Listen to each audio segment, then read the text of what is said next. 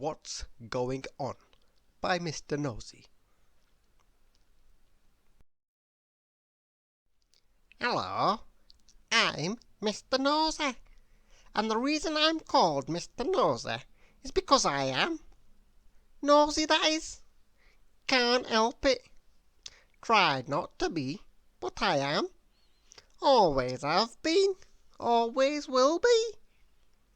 If I ever see a keyhole in a door, an irresistible urge comes over me, and I have to peek through it.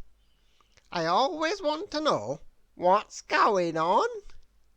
Take last week, for instance. There I was, walking along, not minding my own business, when I saw Mr. Happy, Mr. Small, and Mr. Busy.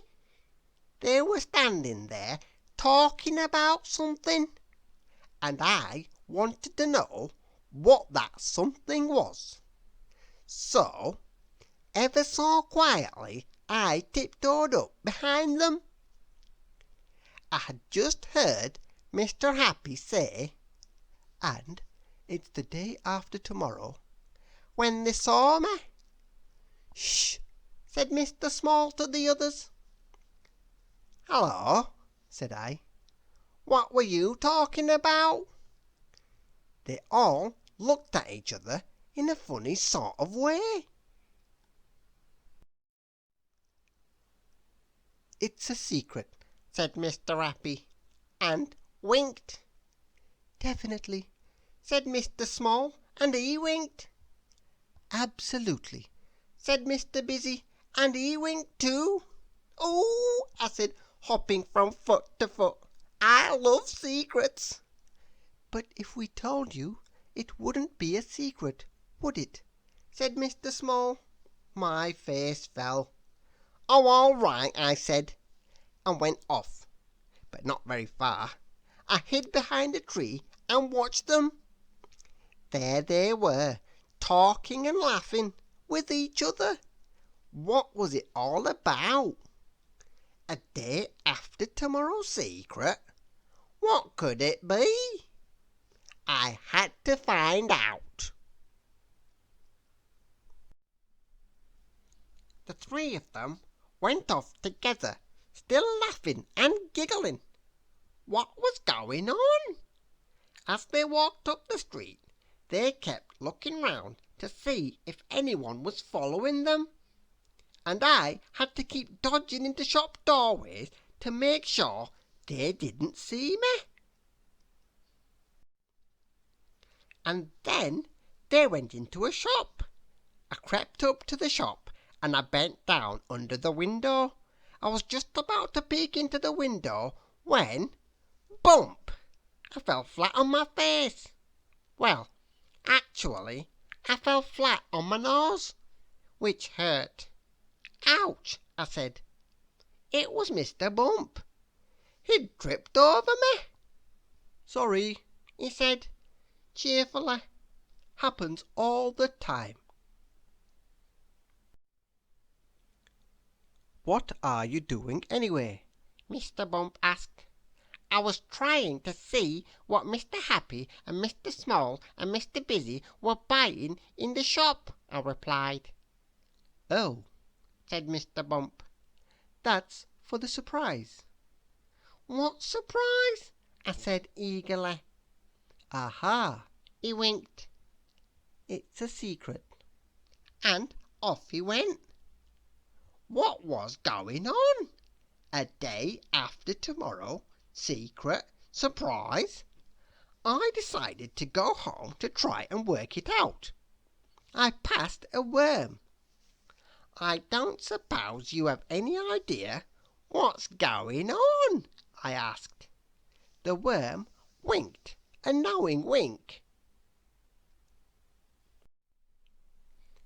That night I didn't sleep. I lay awake looking at the moon. I couldn't stand it. Then I had an idea, a really good idea. The following morning I telephoned Mr. Happy at home. "Hello!" I said in a squeaky little voice. "This is Mr. Small speaking."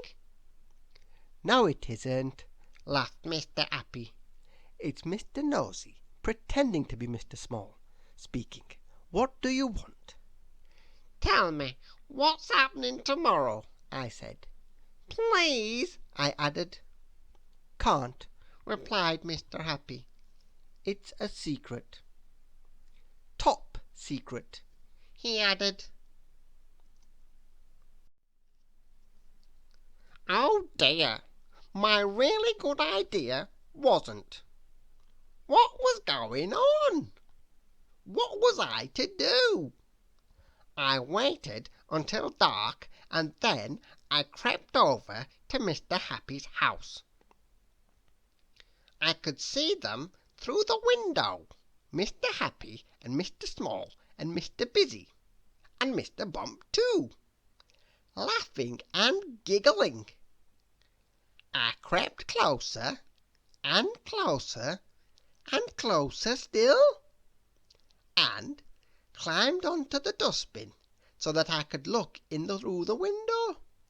I couldn't quite see, so I pulled myself up to the window ledge. Clang! I fell into the dustbin. Ouch! Mr. Happy opened the window. "Oh," he said, "it's you." and he shut the window and the curtains, and I went home. All night long I lay in bed and wondered what the secret surprise could be. I didn't fall asleep until just before dawn. I was having a terrible dream about living in a country with no keyholes to look through, when I was awakened by a knocking noise.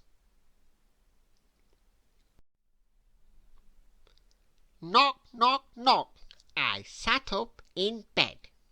There it was again. Knock, knock, knock. It was someone at the door. I looked at my bedside clock. It was lunchtime. I jumped out of bed and went downstairs.